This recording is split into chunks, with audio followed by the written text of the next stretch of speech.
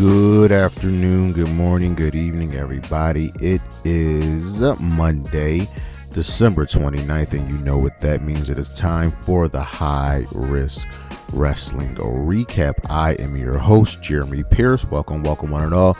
Check out the socials, Charismatic Creations on Facebook and YouTube, Charismatic_Creations52 on Instagram, and of course the 215 on Twitter. And without further ado, let's get into the news. Tony Khan has cleared the air on the failed debut of AEW in Madison Square Garden, and he essentially got a call for someone that no longer works there, and he had a very good relationship with, and it just didn't work out. He was offered to go there, and they were excited to go there, but the deal fell through mainly because, get this, it was just a concert. Things just didn't really work out that way. Maybe one day AEW will end up in Madison Square Garden. He also spoke about the some of the things with the women's division, addressing idea for a women's Continental Classic. And as much as I would love one, he kind of is in the mindset that the men's one just fits perfectly into that fall-winter schedule, and there's just maybe not enough time to do it. Now, I think the women should have their own special tournament, maybe a tag team tournament at the beginning of the year, so the women get their own tag team tournament.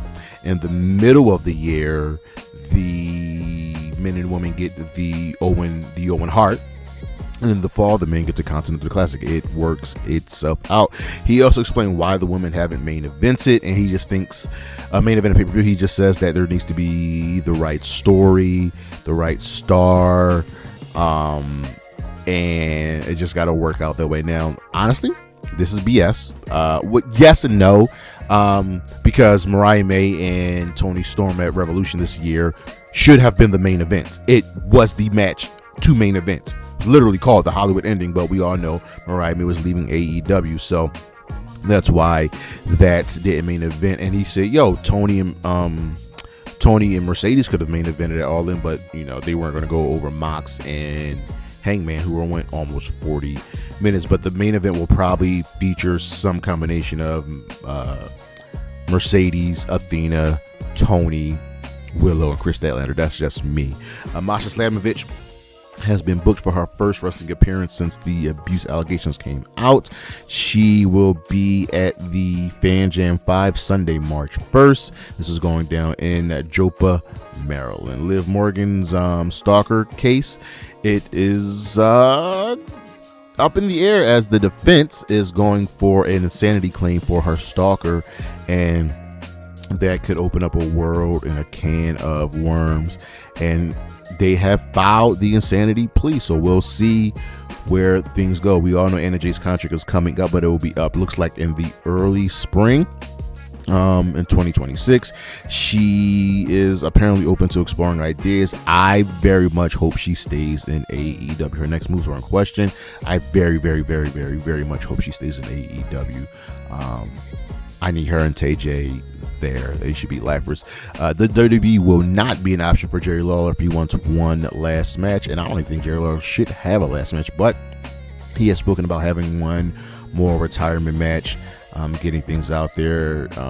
He does some stuff here and there, but we shall see where things land. If he has a last match, it will not be in the WWE. Joe Hendry will be on the Smackdown brand because USA requested him. With Smackdown moving 3 hours, they need another really big name, and Joe Hendry is a big name.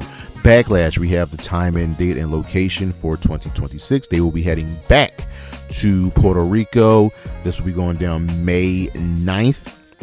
As you know, Backlash is usually the pay-per-view that follows WrestleMania, and the last time Backlash was in Puerto Rico was a great show. We had the Damian Priest and Bad Bunny street fight, which should have been the main event, and Bianca Belair, even though she was the good guy, getting booed as she was going up against Io Sky. A New Japan star's contract is set to expire in January, and that would be none other than Dave Finlay, who's looking to explore his options in America. He has been with New Japan for 11 years, having over 800 matches. He is a part of the Bullet Club War Dog, so we shall see how things work out for him. The AEW has signed who we thought they were going to sign to end the year off on a strong note. Hyan and Mayor have both been signed to AEW. This is not really a shock. This tag team has come through time and again on the call, ready and willing to put in the work and to show up when needed.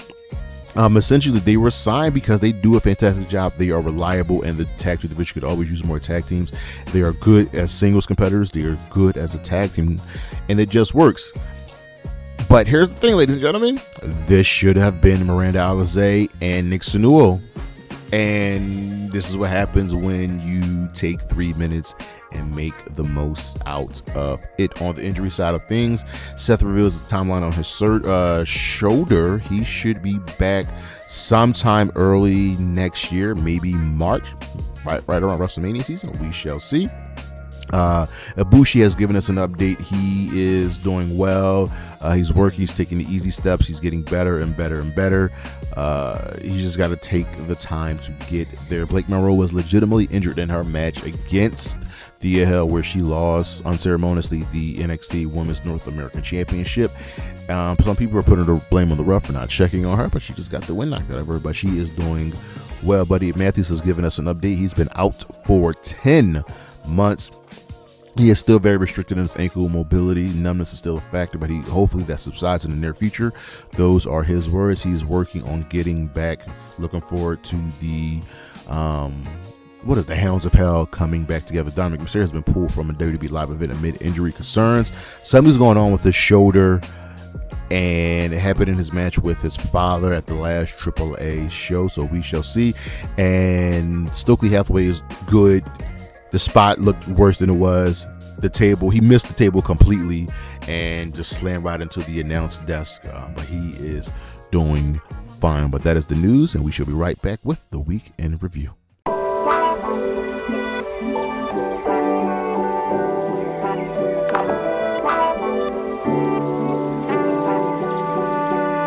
All right, you know how we do. It is the week in review, and you know we start off with Monday Night Raw.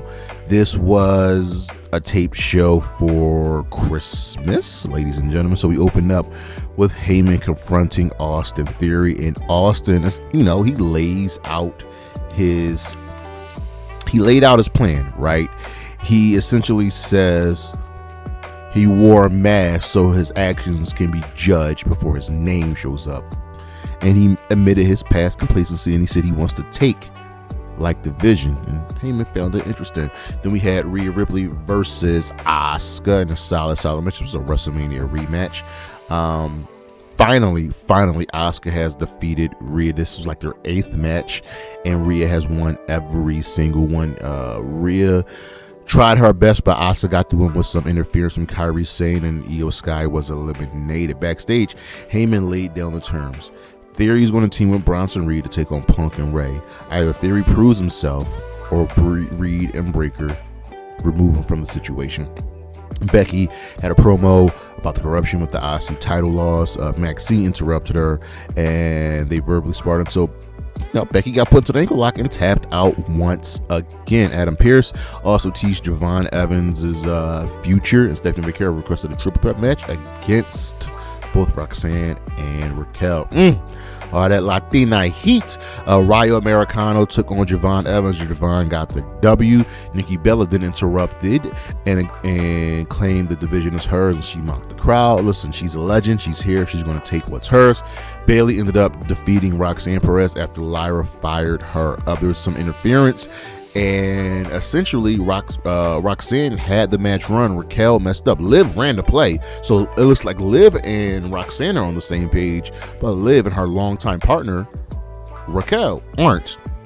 It's getting very, very interesting. Backstage, Theory and Reed disagree, but Theory put his foot down and says, I'm going to start the match. You follow my lead. With the Judgment Day arguing, and they were arguing, and they got to get back on the same page. Something is amiss. And Gunther taunted the crowd, mocked Cena, and then left. He was confronted by Punk.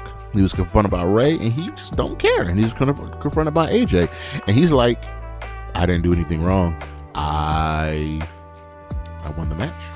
Plain and simple. Main event, Rey Mysterio and CM Punk taking on Austin Theory and Bronson Reed in a solid affair. Nothing too crazy, but ultimately Theory knocked Rey off the top rope and hit a curb stomp for the win.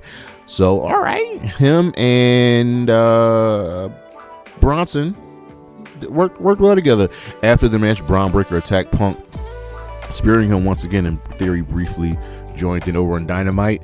The C2 comes to a close, so this in Collision, the show gets a fist. So we had a lot of Continental Classic matches on both Dynamite and Collision.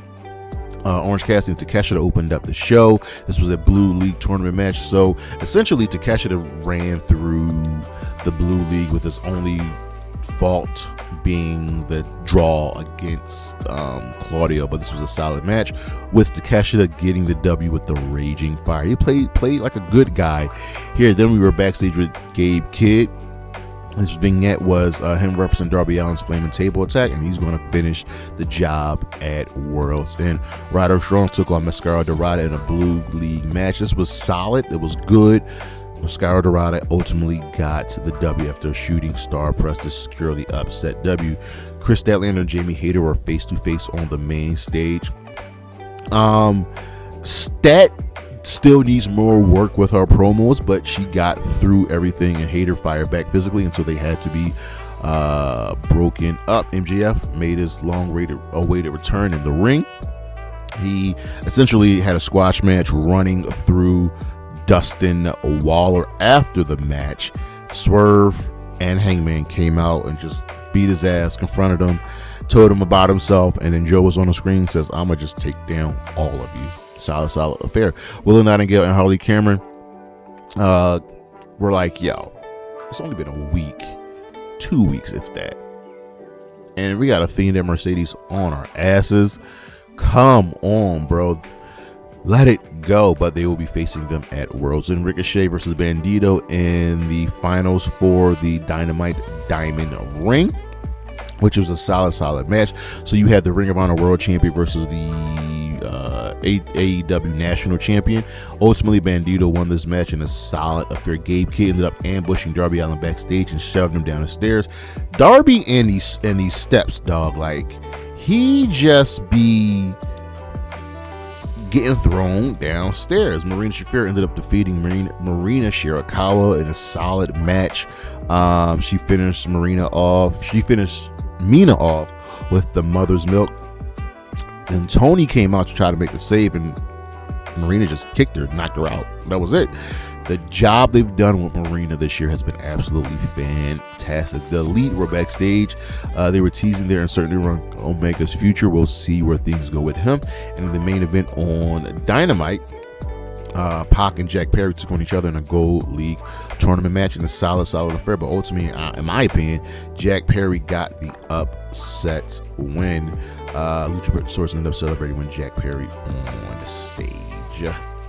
And then we move over to Collision, where the C2 officially came to the close. This show, I didn't even get the ratings for other shows. Raw gets a fist, Dynamite gets a fist, and Collision Best Show of the Week gets a thumbs up. Opening contest was Kyle Fletcher defeating Jack Perry in a Gold League matchup. Solid affair. Perry did his best, but Kyle Fletcher was just too much for him, getting the W with the Brain Buster.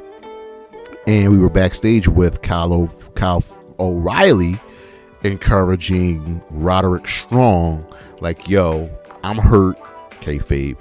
You replace me. This is not the Roderick Strong I know. Go get a win.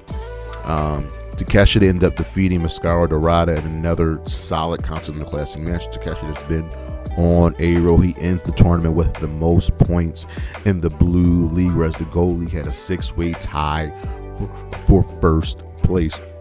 We followed up with Claudio versus Roderick Strong in a Blue League match.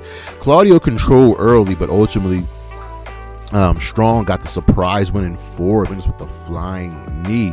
Finally, and we see this every year with the Continental Classic. The one person that goes on the losing streak and has the most losses ended up getting that final win to kind of propel them forward into the next year. After the match, The Death Riders went to attack him until Mark Briscoe and Tony Storm made the save. Kevin Knight ended up going to a time limit draw with Pac in a Gold League match. I could definitely see these two fighting again. It was really, really solid. Pac had the Brutalizer locked in on Kevin Knight, but it was all for naught as time expired. Gabe Kidd ended up challenging Darby Allin to a match for World's End, which Darby ultimately accepted. Then we had Hyan and Maya World taking on the Babes of Wrath. Just a solid warm-up match for the Babes of Wrath, getting the win. But this was the most work that Hyan and Maya World got here, especially Maya World. She looked great here. And as we know, after World's End, Hyan and Maya World were confirmed to be All Elite. The Babes of Wrath cut a Christmas-themed promo teasing their tag team ambitions, just for them in the future of the division. Orange Cassidy took the L to John Moxley in the Continental Classic Blue League match. It was really, really physical. These two have some history together, so they know what to expect from both sides, but Mox got the win. And in the main event of Collision, Kazuchika Okada defeated Speedball Mike Bailey in the Gold League matchup in a great match. This was a really coming out party for Speedball and Kevin Knight for the tournament. So that means in the Gold League, which is won by Kyle Fletcher and Okada, with Takeshita and Moxley winning the Blue League. Takeshi's in first, so he'll take on Okada, and Moxley is second, so he ends up taking on Fletcher. Good show. Over on SmackDown, this was the holiday edition. Nothing crazy to write home about. We opened up with Cody asking Nick Aldis, yo, what's up with Drew? What's the status? And all to remind him that there is a no contact rule. The Miz complained about facing Joe Hendry. Aldis accidentally said his name and Joe Hendry appeared on the video screen. So set up a match with them two.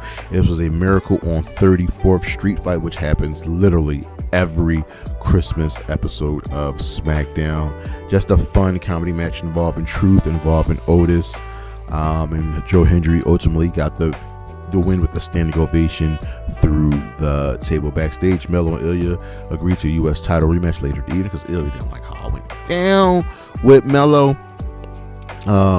Then we saw Drew arriving. Aleister Black cut another promo against Damian Priest. This feud will not end. And Jade Cargill vowed to destroy Michin. Charlotte Flair ended up defeating Lash Legend. Nia distracted Flair, but Bliss neutralized Jax. This was fine. It went 11 minutes, so they clearly see something in Lash Legend. I don't know. Something just felt off here. I want to see them fight again. Trick Williams is arrived and told Nick Aldis, I am the hottest free agent. Raw has made their offer. What's up with yours? Ilja Dragunov defended the United States Championship against Carmelo Hayes in a great matchup. We have a new champion with Carmelo Hayes getting the win with a nothing but net. Then we had Julia and Kiana James easily run through Chelsea Green and Alba Fire. Please do something with Julia. Lord, please do something with Julia. But this was a good win for them. And please do something to Alba Fire. She's just been playing second fiddle to Chelsea Green. Backstage, Kit Wilson teased an opportunity for next week. Cody again pressed Nick Aldis about Drew McIntyre. So we go to the ring. McIntyre paid his fine and delivered a quote-unquote apology to the referee. He verbally attacked the ref's family. He baited Cody. He chose the stipulation, which would be 3 stages of hell, to be going down in Berlin, the Berlin SmackDown, not on a PLE, because of course, why would it? That's what happens when you have so much time in between shows. AEW has the same issue for early in the year. And then McIntyre said, I'm choosing 3 stages of hell. When I finish sending you hell, say hi to your daddy for me. Nick Aldis is really good here because he knew where Drew was going with that and held Cody back.